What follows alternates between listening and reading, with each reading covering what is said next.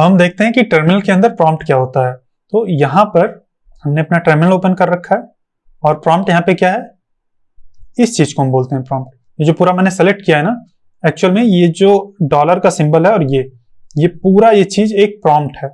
जब भी कोई टर्मिनल ओपन किया जाता है, जैसे मैं नॉर्मल टर्मिनल ओपन करूं, इसमें टर्मिनल, तो ये चीज जो लिख के आया है और यहाँ पे PS लिख के आया है ना, PS का मतलब होता है प्रॉम्प्ट स्ट्रिंग। तो इसी को हम शॉर्ट में प्रॉम्प्ट बोलते हैं। प्रॉम्प्ट स्ट्रिंग भी बोल सकते हैं या फिर प्रॉम्प्ट बोलते हैं। तो ये है हमारा प्रॉम्प्ट, ये है इस टर्मिनल का प्रॉम्प्ट, इस शेल का प्रॉम्प्ट। अगर हम कमांड प्रॉम्प्ट में आ जाएं तो यहाँ पे भी वही सेम ही है, लेकिन इसको हम कस्टमाइज कर सकते हैं। हम इसका नहीं देखेंगे कि कमांड प्रॉम्प्ट का या पावर शेल का कैसे कस्टमाइजेशन करेंगे, हम अपना बैश शेल का कैसे कस्टमाइजेशन कर सकते हैं। तो एक PS1 नाम का वेरिएबल होता है। अगर हम एको करें, एको $PS1, कैपिटल PS और 1, तो PS1 नाम का एक वेरिएबल है। PS1 यानी कि प्रॉम्प्ट स्ट्रिंग। क्या है इसका मतलब? Prompt string 1। तो क्या 2 भी होता है कुछ? हाँ, प्रॉम्प्ट स्ट्रिंग 2 भी होता है। अगर हम प्रॉम्प्ट स्ट्रिंग 2 देखें तो ये PS2 के अंदर ये कुछ इस तरह से है। अब ये सब क्या लिख के आ रहा है, इसका क्या मतलब है? तो हमें तो ये नहीं समझ आ रहा है कि इसका क्या मतलब है। पहले PS1 को देखते हैं। तो PS1 के अंदर ये बहुत लंबा सा चीज लिख के आ रहा है। अब इसका मीनिंग आप नहीं समझ पाएंगे, ये मुश्किल है, काफी ज्यादा मुश्किल है। तो हम क्या करेंगे, हम PS1 में कुछ नया चीज असाइन करेंगे। मैं क्या असाइन करता हूं, एको नहीं करवाऊंगा। हमने देखा है कि एक वेरिएबल में कैसे वैल्यू असाइन करते हैं, हमने यहाँ पे पढ़ा था। एक ये इस तरह से हम असाइन करते हैं वैल्यू को, num1 इक्वल टू, हमें var या ऐसा कुछ नहीं करना है, हमें सीधा वैल्यू को, ये ऐसे वेरिएबल क्रिएट भी हो जाता है और अगर मॉडिफाई करना है तो ऐसे हम मॉडिफाई भी कर सकते हैं। तो PS1 के अंदर हम डाल देते हैं अपना नाम। चलो यहाँ पे मैं लिख देता हूं अनुराग। ये अब एक चीज आप नोटिस करना, मैंने Ctrl L से क्लियर कर दिया सब कुछ। यहाँ पे अनुराग लिख के आ रहा है, ये मैं Ctrl L से पूरा क्लियर कर रहा हूं, ये अनुराग क्लियर ही नहीं हो रहा है और बैक स्पेस से क्लियर ही नहीं हो रहा है कुछ। तो ये क्या हुआ, ये तो गड़बड़ हो गया। ये तो पूरा जो हमारा पाथ लिख के आ रहा था, सब कुछ लिख के आ रहा था, ये तो अनुराग लिख के आ रहा है। तो यही होता है, PS1 वेरिएबल को अगर हमने चेंज कर दिया है, अगर हम अब एको करते हैं ECHO या फिर अप एरो दबाते हैं, तो एको PS1 हमने किया था, तो ये कमांड फिर से रन होगी।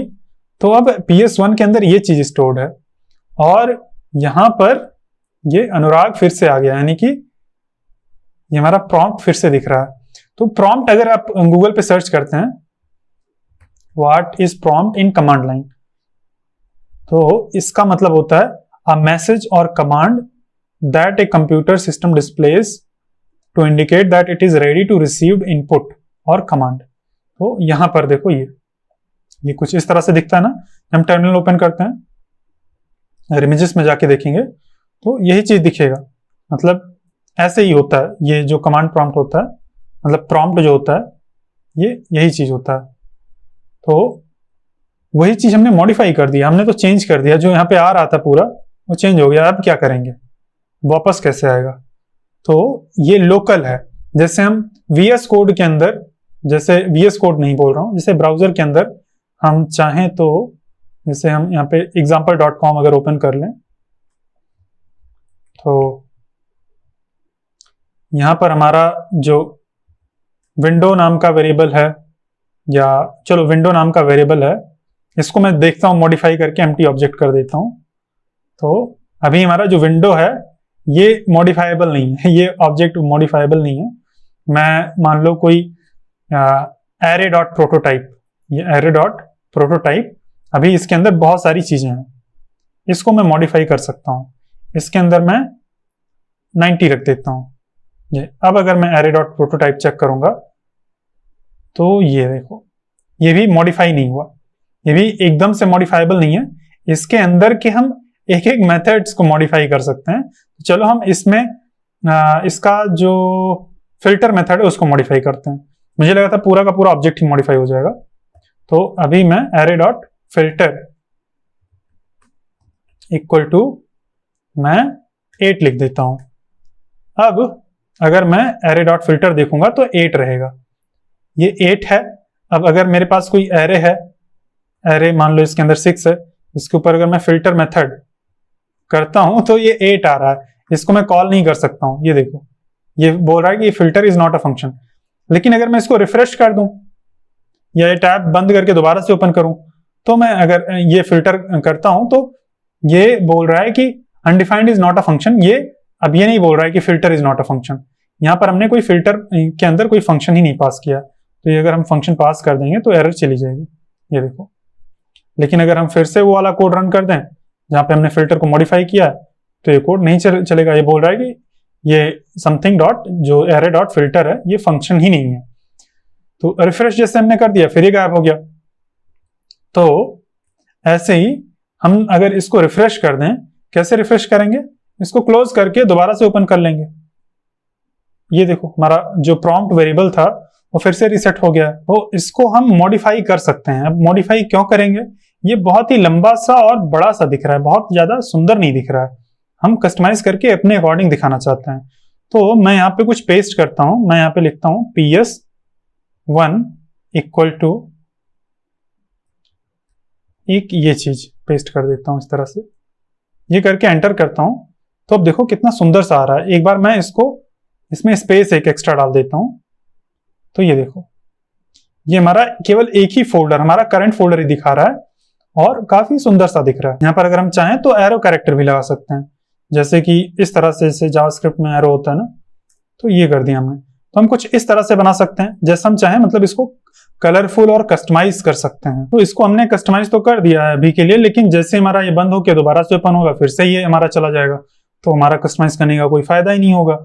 तो अगर हमें परमानेंटली इसको कस्टमाइज करके रखना है तो हमें कहीं ऐसी जगह पे ये अपना कोड रखना होगा, ये जो हमारा कोड है जो कि बार बार रन हो, जब भी हम इसको ओपन करें तब ये रन हो। तो इस चीज को हम नेक्स्ट वीडियो में देखेंगे कि हम इसको परमानेंटली कैसे कस्टमाइज कर सकते हैं। इस वीडियो में हम अभी देखते हैं कि PS2 क्या होता है। तो एक बार मैं इसको क्लोज करके एक बार नया टर्मिनल ओपन कर लेता हूं ताकि हमारा रिसेट हो जाए प्रॉम्प्ट। अब यहां पर मैं लिखता हूं PS2 हमने लिख के देखा था। अगर मैं एको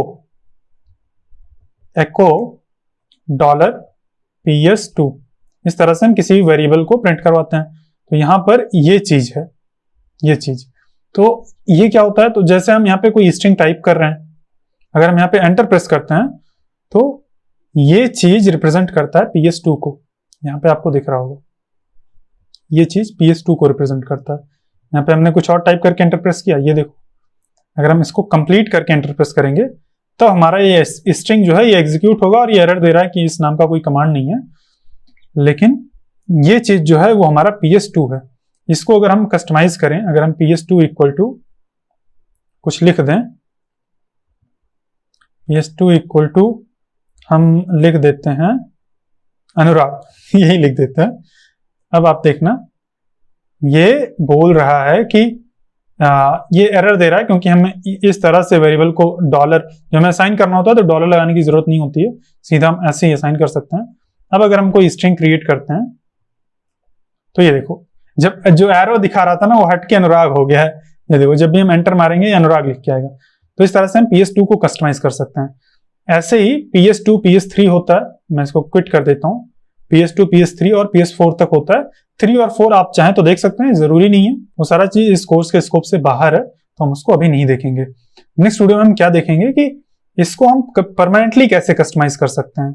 जैसे कि यहाँ पे अनुराग जो लिख के आ रहा है ये परमानेंटली कैसे रहे। अभी अगर हमारा ये टर्मिनल बंद होके ओपन हो जाएगा तो हमारा PS2 वेरिएबल जो है वो रीसेट हो जाएगा और वो गायब हो जाएगा। यहाँ पे अगर हम दोबारा से स्ट्रिंग टाइप करके एंटर प्रेस करते हैं तो ये देखो फिर से हमारा रीसेट हो गया जैसा डिफॉल्ट था। तो इसको हम परमानेंटली कस्टमाइज करना नेक्स्ट वीडियो में देखेंगे।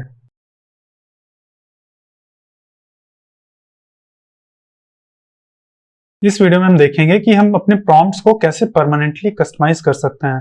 हमने कस्टमाइज करना देखा था कि हम चेंज तो कर सकते हैं, लेकिन जैसे हमारा ये जो टर्मिनल है वो बंद होकर दोबारा से ओपन होता है वो रीसेट हो जाता है। जैसे हमने देखा था कि यहाँ पर हमने example.com पे देखा था कि यहाँ पे अगर कुछ कोड लिखते हैं तो जैसे हमारी वेबसाइट रिफ्रेश होती है तो पूरा कोड हट जाता है और जो डिफॉल्ट बिहेवियर था वो आ जाता है।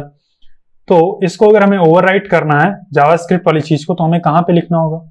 हमें जावास्क्रिप्ट की फाइल में लिखना होगा, और ऐसी जावास्क्रिप्ट की फाइल में लिखना है जो कि इस पेज से कनेक्टेड है। तो जब भी ये पेज लोड होगा, हमारी वो जावास्क्रिप्ट की फाइल रीलोड होगी, और जो भी हमने एक्स्ट्रा चीज लिखी है यहाँ पे, जैसे कि हमने फिल्टर मेथड को ओवरराइट किया था और उसमें 8 डाल दिया था, तो जब भी ये रीलोड होगा तो हमारा फिल्टर मेथड ओवरराइट होगा और ये हमें यहाँ पे हमेशा परमानेंटली दिखेगा।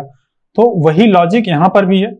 हमें एक ऐसी फाइल में इसको लिखना है जो कि ऑटोमेटिकली रन होती है हमेशा जब जब हम नया टैब ओपन करते हैं, नया अपना बैश टर्मिनल ओपन करते हैं। तो ऐसी फाइल कहाँ मिलेगी, कहाँ रन होती है? तो एक फाइल होती है हमारे होम डायरेक्टरी के अंदर होती है, कई बार होती है, कई बार हमें क्रिएट करनी पड़ती है। मैं एक बार नया फोल्डर ओपन कर लेता हूं और यहाँ पे मैं सी डायरेक्टरी में जाता हूं और यहाँ पर यूजर्स के अंदर अनुराग, ये है हमारा होम डायरेक्टरी। कैसे पता? हम अगर यहाँ पर लिखें, क्या लिखें, cd tilde/, अगर ये करके करते हैं तो हम होम डायरेक्टरी में आ गए।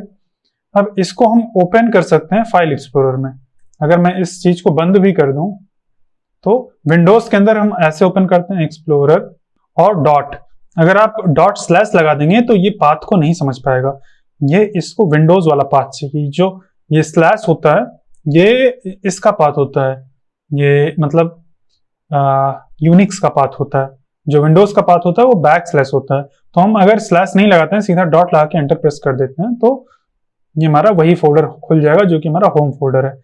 अब यहाँ पर एक फाइल होती है .bashrc जो कि यहाँ पे हमारे दिख नहीं रही है, तो हम यहाँ पर एक फाइल क्रिएट करते हैं। कैसे क्रिएट करेंगे? हम टच कमांड का यूज करके क्रिएट कर सकते हैं या सीधा इस पूरे फोल्डर को VS कोड में ओपन करके वैसे क्रिएट कर सकते हैं। तो हम टच कमांड यूज करते हैं, touch.bashrc, ये किया हमने।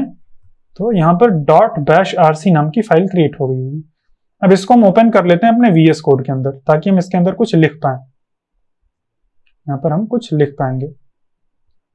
अब ये जो .bashrc फाइल है इसके अंदर हम कोई भी वेरिएबल क्रिएट कर सकते हैं, मतलब कुछ भी कर सकते हैं। ये जैसे हमने ये पूरा किया था ना, ये चीज हम यहाँ पे लिख सकते हैं।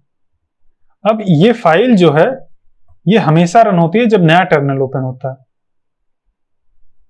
ये देखो, ये बोल रहा है वार्निंग ये .bashrc found but .bash profile not found.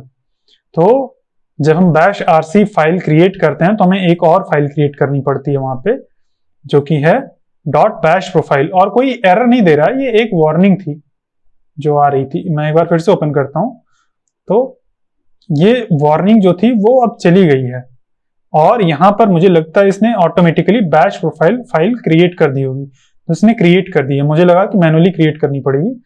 तो जब भी हम bashrc फाइल क्रिएट करते हैं तो .bash प्रोफाइल भी क्रिएट होती है और हम bashrc का यूज देखेंगे। बैश प्रोफाइल का थोड़ा अलग यूज होता है, हालांकि दोनों का यूज हम सेम काम के लिए कर सकते हैं। तो अभी आप देखना ये प्रिंट हो रहा है। हम जब भी नया टर्मिनल ओपन कर रहे हैं तो ओपन होने से पहले ये चीज प्रिंट होके आ रहा है जो कि हमने bashrc फाइल में लिखा था। ये देखो, और ये चला होगा यानी कि इस नाम का वेरिएबल भी क्रिएट हो गया होगा। अगर हम एको यहाँ पे लिखें एको $num2 तो ये देखो इस नाम का वेरिएबल भी क्रिएटेड है और हम उसको एक्सेस कर पा रहे हैं। अगर हम num3 करेंगे तो नहीं ये अवेलेबल है, num3 नाम का कोई वेरिएबल नहीं है और ये एरर भी नहीं देता है। ये ऐसा है कि ये कोई एरर भी नहीं देता है। अगर हम num36 करें तो भी कोई एरर नहीं दे रहा है, लेकिन अगर हम num3 यहाँ पे वेरिएबल क्रिएट कर दें, num3 में 42 डाल देते हैं और अब हम num3 एक्सेस करते हैं और अभी ये नहीं होगा क्योंकि ये अभी फाइल जैसे हम यहाँ पे चेंज करते हैं ये फाइल अभी रन नहीं होती है। जब जब हम इसको ओपन करते हैं नया टर्मिनल तब ये फाइल रन होती है। अब ये फाइल रन हो गई है। अब अगर हम num3 यहाँ पे प्रिंट करवाएं echo num3 ये करके प्रिंट करते हैं। अरे डॉलर लगाना है यहाँ पे, ये तो सीधा एज इट इज प्रिंट हो गया। तो देखो 42 प्रिंट होके आ गया, यानी कि ये फाइल रन हुई है, यहाँ पे जो भी वेरिएबल्स थे वो सारे क्रिएट हुए हैं। अब हम क्या कर सकते हैं, यहाँ पर हम पहले लिखते हैं echo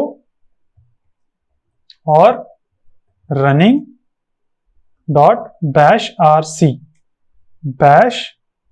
बैश मैंने लिख दिया बैश rc, ये हम बैश rc को रन कर रहे हैं। अब अगर मैं नया टर्मिनल ओपन करता हूं तो देखो रनिंग बैश rc लिख के आ रहा है। एक बार हम बैश प्रोफाइल को भी ओपन करते हैं, देखते हैं इसमें क्या होता है। यहाँ पे ऑलरेडी इसने कुछ चीजें लिख दी हैं, इसने ऑलरेडी ऑटोमेटिकली क्रिएट कर दिया और ऑटोमेटिकली इसने लिख दिया है। हम इसमें चाहे तो रिमूव कर सकते हैं, चाहे तो हम यहाँ पे सीधा इसके नीचे लिख सकते हैं running dot bash underscore profile.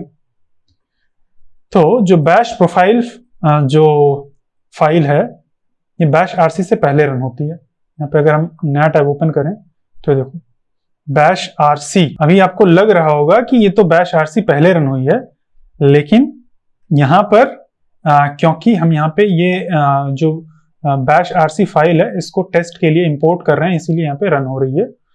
लेकिन अगर हम इस चीज को ऊपर लिख दें, ये चीज ऊपर यहाँ पे लिख देते हैं और अब हम ओपन करते हैं तो ये देखो बैश प्रोफाइल फाइल जो होती है वो हमेशा पहले रन होती है। ये पहले रन होगी, फिर उसके बाद में जो बैश rc फाइल है वो रन होती है। तो बैश प्रोफाइल फाइल में हम नहीं जाते हैं, इसको हम कमेंट कर देते हैं। हम बैश rc फाइल में रहेंगे और इसका क्या यूज होता है ये हमारे इस स्कोप से बाहर है। बैश प्रोफाइल का बेसिकली दो तरह के शेल्स होते हैं, एक login shells, non login shells. तो उन सब के लिए जो हमारी बैश rc फाइल है, बैश प्रोफाइल फाइल है, वो यूज होती है। अभी के लिए मैं इस सारी चीजों को डिलीट कर देता हूं। अब हम केवल अपना जो वो है ps1 यानी कि प्रॉम्प्ट स्ट्रिंग 1 उसको कस्टमाइज कर लेते हैं और इसके अंदर हम रख देते हैं, एक स्ट्रिंग के अंदर हम रखेंगे एरो इस तरह से और एक स्पेस, एरो के बाद एक स्पेस रहेगा। अब हम अगर अपना टर्मिनल ओपन करते हैं तो आप देखना ये जो भी सारा कुछ था वो गायब हो गया है और यहाँ पे ये चीज लिख के आ गया और ये रनिंग बैश rc इसको हम रिमूव कर सकते हैं। ये देखो नया ओपन किया मैंने, ये यहाँ पे ये चीज आ गया। अब ये बहुत ही सुंदर नहीं लग रहा है, बहुत ही बोरिंग सा है, तो आप चैट जीपीटी से बोल सकते हैं। मैं अभी के लिए इसको कमेंट आउट कर देता हूँ और हमारा जो करंट प्रॉम्प्ट है ये अच्छा है, काफी अच्छा है और जो प्रॉम्प्ट है काफी स्पेशल है। अगर मैं यहाँ पे गिट रिपोजिटरी इनिट करता हूँ, गिट ऐड, तो उसकी ब्रांच भी शो करता है। गिट ऐड नहीं, गिट इनिट अगर मैं कर दूं तो देखो इसकी रिपोजिटरी भी शो करता है, गिट की रिपोजिटरी। तो ये काफी यूजफुल होता है कि हम रिपोजिटरी नहीं, ब्रांच, किस ब्रांच में हमें ये चीज शो करता है ये, तो ये काफी यूजफुल है। तो हम क्या चाहते हैं कि इसमें से ये जो इतना लंबा स्ट्रिंग है और ये min_gw है, ये चीज हट जाए और केवल करंट फोल्डर दिखे और ये अनुराग दिख जाए, उतना काफी है। नहीं तो केवल करंट फोल्डर दिखे और ये हमें ब्रांच दिखे। तो हम क्या करेंगे, हम यहाँ पे एको करेंगे, एको $ps1। तो ये हमें करंट प्रॉम्प्ट मिल गया। ये जो पूरा करंट प्रॉम्प्ट है यही है जो कि हमें ये पूरा का पूरा स्ट्रिंग दिखा रहा है, ये पूरा प्रॉम्प्ट स्ट्रिंग यही दिखा रहा है। यहाँ पे लास्ट में ये डॉलर है, अगर ये हटा के हम कुछ और कर देंगे तो यहाँ पे कुछ और आ जाएगा। आप चाहें तो मॉडिफाई करके देख सकते हैं, यहाँ पे लिख के मॉडिफाई कर सकते हैं। तो हमने ये ले लिया अपना करंट प्रॉम्प्ट स्ट्रिंग, इसको लेके हम क्या करेंगे, हम चैट जीपीटी से पूछेंगे, बोलेंगे कि इस चीज को हटा दो। हमें ये लैंग्वेज जो भी है प्रॉम्प्ट की ये मुझे भी नहीं समझ आती है, ना तो आपको ही समझ आ रही होगी। तो हम इसको अपना प्रॉम्प्ट स्ट्रिंग देंगे और अपना ये जो एक्चुअल वैल्यू है प्रॉम्प्ट स्ट्रिंग की ये चीज देंगे और बोलेंगे the above prompt ps1 prompt string 1 is showing this output।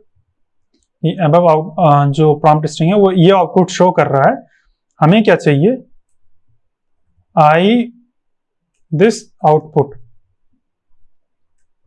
I want to show only हम क्या शो करना चाहते हैं, only current folder not full path,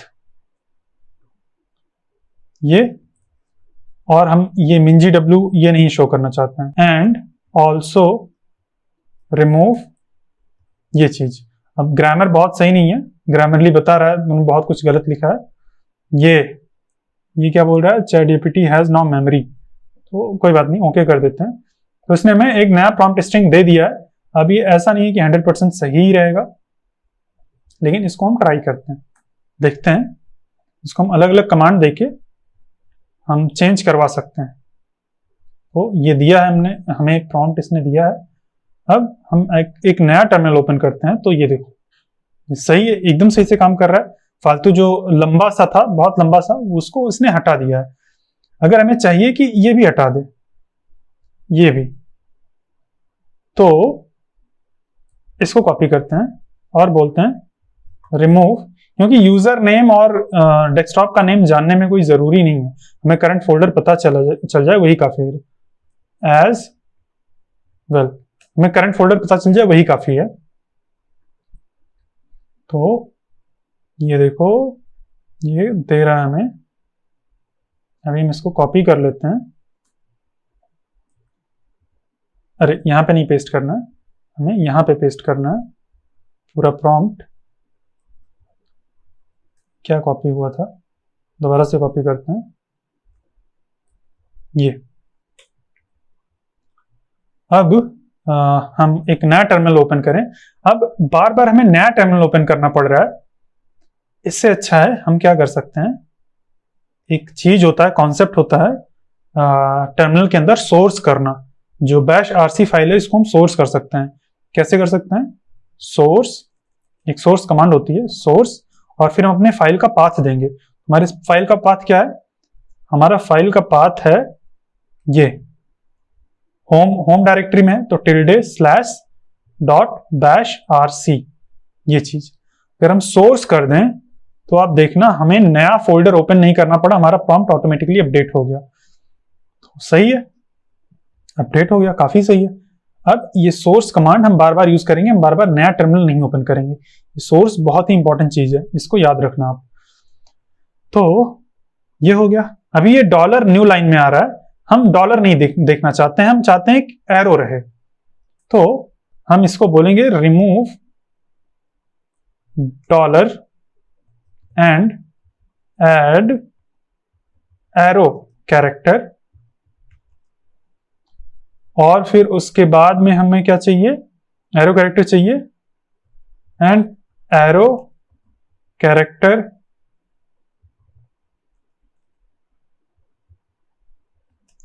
should come in the same line, same line में आना चाहिए। नए लाइन में भी, न्यू लाइन में ये प्रिंट होकर आ रहा है। ये जो डॉलर है न्यू लाइन में आ रहा है, हमें सेम लाइन में चाहिए। तो इसने चेंज करके दे दिया, हमें समझने की जरूरत भी नहीं है, हम सीधा इसको कॉपी पेस्ट कर देंगे। क्यों इतना ज्यादा दिमाग लगाएं इसमें, सीधा हम इसको रिप्लेस कर देंगे। अब अगर हम सोर्स करते हैं, ये चीज सोर्स कर लें, तो ये देखो डॉलर हट गया और यहाँ पे एरो आ गया, और हमें इसकी ब्रांच भी दिख रही है। अगर हम इसके पेरेंट फोल्डर में चले जाएं cd:/, तो ये ब्रांच दिखना बंद होगी, क्योंकि पेरेंट फोल्डर में कोई गिट रिपोजिटरी है ही नहीं। अगर मैं cd:01 ये कर दूं, तो ब्रांच दिखना फिर से शुरू होगी। अब ये आप चाहें तो कोई भी कलर कस्टमाइज कर सकते हैं, जैसे कि ब्रांच का कलर अगर आपको रेड करना है, तो यहाँ पे बोल सकते हैं change branch colour to red and folder colour to yellow. कुछ भी मैं कर रहा हूं, बस मैं आपको दिखाने के लिए कि आप जो भी कलर चाहते हैं वो कलर आप यहाँ पे कस्टमाइज कर सकते हैं। तो वो मैंने कर दिया और यहां पर मैंने रख दिया। अब आप देखना, मैंने कॉपी करके पेस्ट किया, चलो कोई बात नहीं, सोर्स कर लेते हैं एक बार। सोर्स, ये देखो ये रेड हो गया और ये येलो ही था, ये येलो ऐसे ही है, तो इसको हम दूसरा कलर दे देते हैं। चेंज फोल्डर नेम टू, क्या करते हैं, ग्रीन कर देते हैं। आप चाहें तो कोई स्पेसिफिक कलर कोड भी दे सकते हैं। ग्रीन की जगह पे आप हैश हैश हैश वो वाला कलर कोड दे सकते हैं, इसे हम सीएसएस में देते हैं और इसको हम बहुत ही तगड़ा कस्टमाइज कर सकते हैं। ये देखो, अभी सोर्स अगर हम करते हैं तो ये देखो ग्रीन हो गया, ये रेड हो गया। देखो अब ये परमानेंट है। आप बंद करें, ओपन करें, ये ऐसे ही रहेगा। आप अपने पसंद के अकॉर्डिंग इसको कस्टमाइज कर लीजिए। मुझे ये पसंद है, ये सही लगता है, तो आपको अब जैसे भी इसको कस्टमाइज करना हो आप उस तरह से कस्टमाइज कर सकते हैं। लाल, पीला, हरा, नीला, जो भी आपको पसंद हो आप उस तरह से इसको कस्टमाइज कर सकते हैं। आपको बस चैट जीपीटी को बोलना है कि ये चीज ऐसा कर दो, ये चीज वैसा कर दो, आपको ये उसके अकॉर्डिंग कस्टमाइज करके दे देगा। अब मैं इस वीडियो के बाद अपने अकॉर्डिंग कस्टमाइज कर लूंगा, जो भी सही लगता है। वैसे मुझे ये भी सही लग रहा है, तो हो सकता है मैं इसको ऐसे ही रखूं, तो सही है। नेक्स्ट वीडियो में हम देखेंगे कि एलियासेस क्या होते हैं और एलियास का यूज करके हम कैसे कुछ काम को थोड़ा फास्ट बना सकते हैं। तो चलो देखते हैं नेक्स्ट वीडियो में।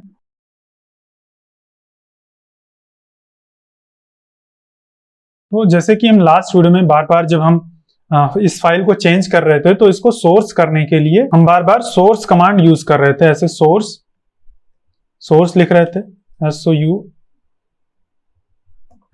सोर्स, और फिर हमें ये पूरा इसका पाथ देना पड़ रहा था .rc, और ऐसे ही कोई कमांड हो सकती है जो कि आपको बार बार रिपीटेडली देनी पड़े, तो इसको हम और शॉर्ट बना सकते हैं और छोटा बना सकते हैं। सोर्स करने से क्या होता है, हमारी फाइल रन होती है। अगर हम यहाँ पे इसको अनकमेंट कर दें और सोर्स करें दोबारा से, तो देखो हमारी -rc फाइल रन हो रही है। तो अब हम क्या कर सकते हैं, इसको एक शॉर्ट कमांड में हम सीधा सोर्स कर सकते हैं कमांड का नाम। तो कैसे करेंगे, हम इसको कॉपी कर लेंगे और हम यहाँ पे लिखेंगे एलियस सोर्स इक्वल टू ये चीज, जो भी हमें एलियस बनाना है उसको सोर्स के बाद में रख देंगे, और इसको हमें एक स्ट्रिंग के अंदर रखना है, ऐसे ही ये रन नहीं होगा। अब हम यहाँ पे क्या करेंगे, एक बार इसको सोर्स कर लेंगे, जो हमारी सोर्स फाइल है इसको एक बार सोर्स कर लिया, तो अब ये एलियस हमें अवेलेबल हो गया है। अगर अब हमें फिर से सोर्स करना है तो हमें पूरी कमांड रन करने की जरूरत नहीं है, हम केवल सोर्स लिखेंगे और हमारा जो फाइल है वो सोर्स हो जाएगा। तो इस तरह से कितनी भी बड़ी कमांड हो हम उसका एलियस बना के उसको शॉर्ट कर सकते हैं और बार बार लंबी कमांड टाइप करने से बच सकते हैं। तो बस यही होता है एलियस और यही होता है टर्मिनल। तो मैं उम्मीद करता हूं कि आपको टर्मिनल के बारे में बहुत कुछ सीखने को मिला होगा इस सेक्शन में, और अभी भी टर्मिनल के अंदर बहुत सारी चीजें सीखने को बाकी हैं, बहुत सारी चीजें सीखी जा सकती हैं। अगर आप चाहें तो आप सीख सकते हैं, और बहुत सारी चीजें जो बाकी हैं उसको हम सारी चीजों को तो नहीं, लेकिन कुछ चीजों को हम नेक्स्ट सेक्शन में भी देखेंगे। जब हम ऑपरेटिंग सिस्टम पढ़ेंगे उसमें अलग अलग चीजें देखेंगे, फाइल की परमिशंस कैसे चेंज करते हैं, वो सब कुछ टर्मिनल का यूज करके ही चेंज किया जाता है। और टर्मिनल को अगर आपने मास्टर कर लिया तो आप एक प्रो डेवलपर बन जाएंगे, क्योंकि जब हम अपने सिस्टम्स को, अपने एप्लीकेशन को कहीं डिप्लॉय करते हैं तो हमें टर्मिनल से ही इंटरैक्ट करना होता है, और टर्मिनल हमें बहुत ज्यादा पावर देता है, तो हमें बहुत ज्यादा रिस्पॉन्सिबल भी होना पड़ेगा। क्योंकि अगर आप कोई भी कमांड गूगल से कॉपी पेस्ट करेंगे ना, तो हो सकता है गलती से आप कोई ऐसी कमांड रन कर दें जो कि आपका पूरा ऑपरेटिंग सिस्टम ही डिलीट कर दे, सारा फाइल डिलीट कर देगा। तो आपको कॉशियस रहना पड़ेगा, आपको देखना पड़ेगा, समझना पड़ेगा कि ये कमांड जो है उसका क्या काम है, उसके बाद ही आपको वो कमांड टर्मिनल में रन करनी है। तो मैं उम्मीद करता हूं कि आपको ये सेक्शन काफी अच्छा लगा होगा, आपको बहुत कुछ नया सीखने को मिला होगा। हम लोग मिलते हैं नेक्स्ट सेक्शन में, जहां पे हम देखेंगे ऑपरेटिंग सिस्टम के बेसिक्स।